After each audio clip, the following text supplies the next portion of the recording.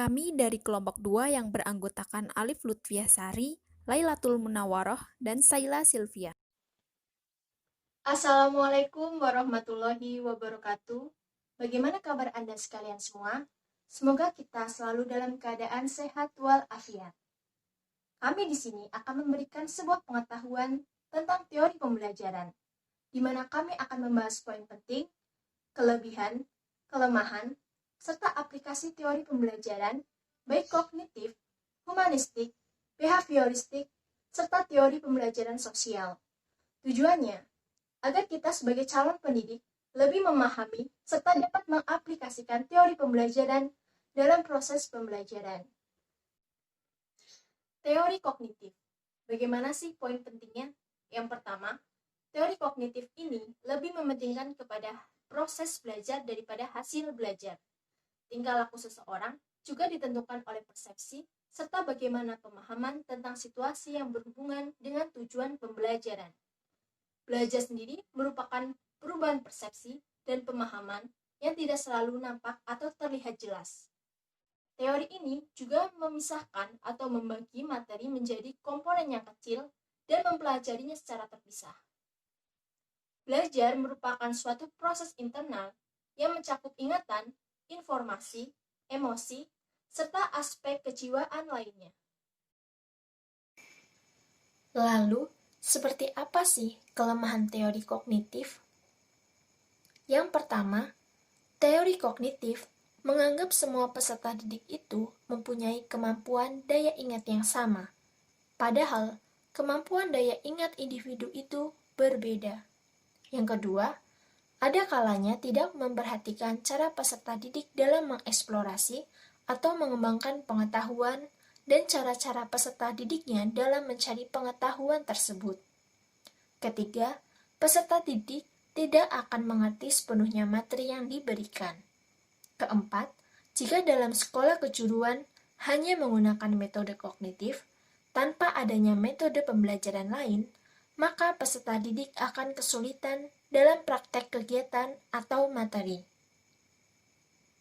Yang kelima, dalam menerapkan metode pembelajaran kognitif, perlu diperhatikan kemampuan peserta didik untuk mengembangkan suatu materi yang telah diterimanya. Lalu, di samping kelemahan teori kognitif, pastinya teori kognitif memiliki beberapa kelebihan. Yang pertama, sebagian besar dalam kurikulum pendidikan negara Indonesia lebih menekankan pada teori kognitif yang mengutamakan pada pengembangan pengetahuan yang dimiliki pada setiap individu. Pada metode pembelajaran kognitif, pendidik hanya perlu memberikan dasar-dasar dari materi yang diajarkan.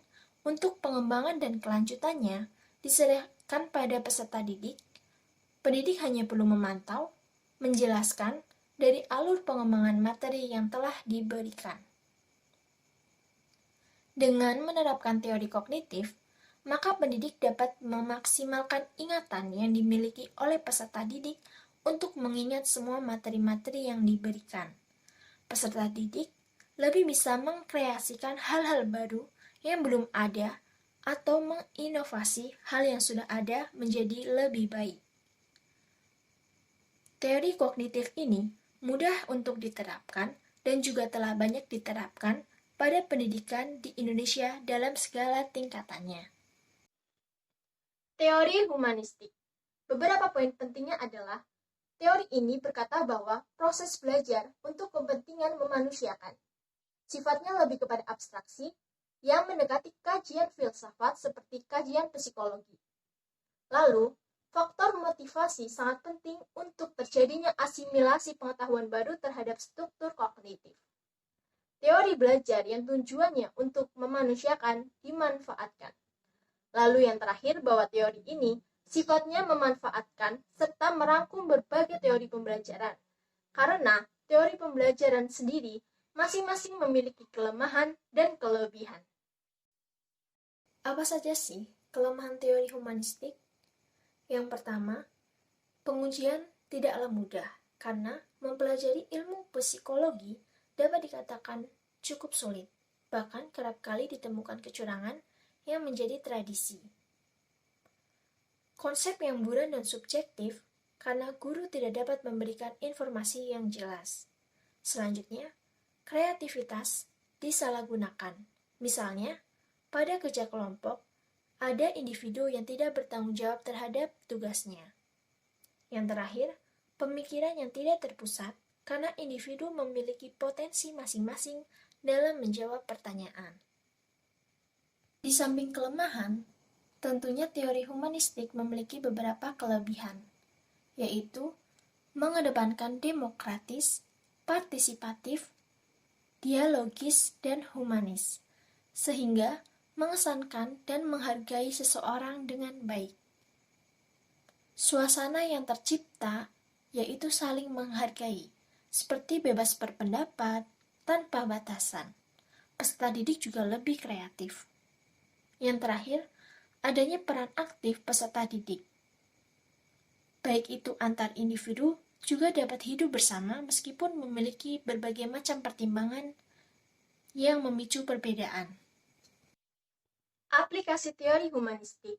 Dalam prakteknya, siswa cenderung diarahkan untuk berpikir induktif, lalu mementingkan pengalaman, serta keterlibatan secara aktif siswa untuk proses belajar. Walaupun secara eksplisit belum ada pedoman atau langkah-langkah pembelajaran dengan pendekatan humanistik. Selanjutnya, teori behavioristik. Tokohnya ada Thorndike dan Pavlov. Pada dasarnya, teori behavioristik ini di mana belajar adalah perubahan tingkah laku. Belajar adalah bentuk perubahan yang dialami siswa dalam hal kemampuan untuk bertingkah laku dengan cara yang baru, sebagai hasil interaksi antara stimulus dan respon. Teori behavioristik ini sesuatu yang terjadi di antara stimulus dan respon tidak dianggap penting sebab tidak bisa diukur dan diamati. Pendidik sangat berpengaruh dalam proses belajar ini. Stimulus yang diberikan melalui pembiasan berupa ceramah. Kemudian, ada kelemahan dari teori behavioristik yaitu 1. Pembelajaran peserta didik hanya berpusat pada guru. 2. Peserta didik hanya mendengarkan dengan tertib penjelasan guru. 3. Peserta didik tidak bebas berkreasi dan berimajinasi. Kelebihan teori ini, yang pertama, sangat cocok untuk memperoleh kemampuan yang membutuhkan praktik dan pembiasaan. 2. Materi yang diberikan sangat detail. Dengan banyaknya pengetahuan yang diberikan, diharapkan peserta didik memahami dan mampu mengikuti setiap pembelajarannya. 3. Membangun konsentrasi pikiran. Penguatan ini akan membantu mengaktifkan siswa untuk memperkuat munculnya respon. Aplikasi teori behavioristik. Aplikasi teori ini pembelajaran bahwa kegiatan belajar ditekankan sebagai aktivitas mimetik yang menuntut siswa untuk mengungkapkan kembali pengetahuan yang sudah dipelajari. Penyajian materi pelajaran mengikuti urutan dan bagian-bagian keseluruhan. Pembelajaran evaluasi menekankan pada hasil dan evaluasi menuntut satu jawaban yang benar. Jawaban yang benar menunjukkan bahwa siswa telah menyelesaikan tugas belajarnya. Selanjutnya, kita akan membahas mengenai teori belajar sosial.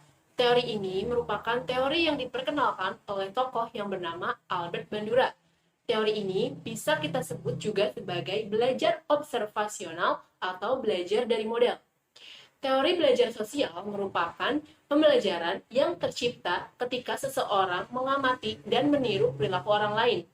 Atau belajar sosial juga dapat kita artikan sebagai proses belajar yang muncul sebagai fungsi dari pengamatan, penguasaan, imitasi, dan peniruan perilaku orang lain.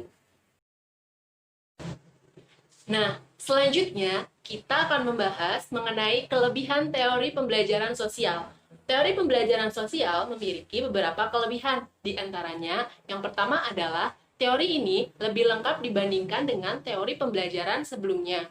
Kedua, Bandura memandang tingkah laku manusia itu bukan semata-mata refleks atas stimulus, melainkan juga akibat reaksi yang timbul akibat interaksi antara lingkungan dengan kognitif manusia sendiri. Ketiga, pendekatan teori ini menekankan pada perlunya pembiasan merespon dan peniruan.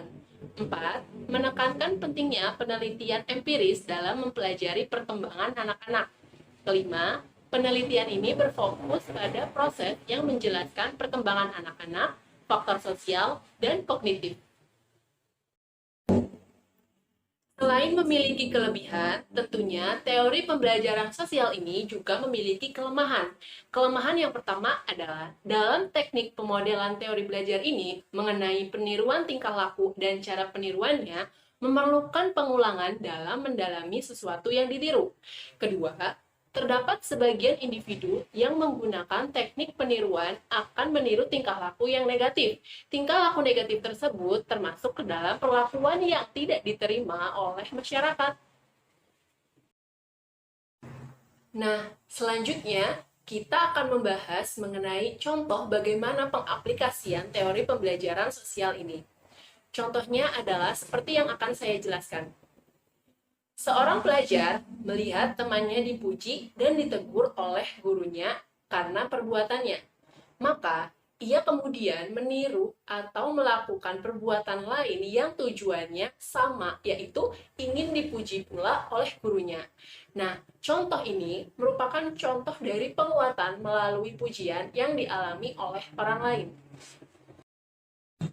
Selanjutnya, kesimpulan dalam video pembelajaran kali ini adalah di dalam pendidikan, perkembangan ilmu pengetahuan dari masa ke masa selalu disertai dengan teori belajar yang semakin berkembang pula. Banyak teori belajar yang semakin beragam dengan berbagai pandangan dan pemikiran yang berbeda dalam menjelaskan bagaimana manusia belajar. Semua teori belajar tersebut memberikan sumbangan penjelasan kepada kita tentang bagaimana seseorang individu belajar. Teori-teori tersebut pula bersama-sama memberikan penjelasan yang komprehensif tentang apa yang diperlukan individu untuk belajar. Selanjutnya, dalam mempelajari materi ini, terdapat hal baru dan menarik, khususnya bagi kita sebagai calon guru. Materi ini membantu kita untuk mengaplikasikannya di mana kita dihadapkan pada pembelajaran secara nyata. Maka, kita bisa memahami dengan mengenali siswa terlebih dahulu, lalu menggunakan salah satu teori pembelajaran yang sesuai untuk kebutuhan siswa. Adapun sumber referensi yang kami gunakan dalam menjelaskan berbagai macam teori pembelajaran tersebut diantaranya adalah buku teori belajar dan pembelajaran karya Dr. Andes Maskun Magister Humaniora dan Valensi Rahmedita Magister Pendidikan. Kemudian, buku belajar dan pembelajaran Dr. Gina Gasong Magister Pendidikan. Untuk lebih memahami materi teori pembelajaran ini, terdapat soal pendalaman materi yang telah kami sediakan. Soal ini kami buat dalam bentuk kuisis yang dapat dengan mudah untuk diakses. Di sini, kami menampilkan beberapa soal mengenai teori pembelajaran yang akan dijawab oleh siswa untuk pendalaman materi.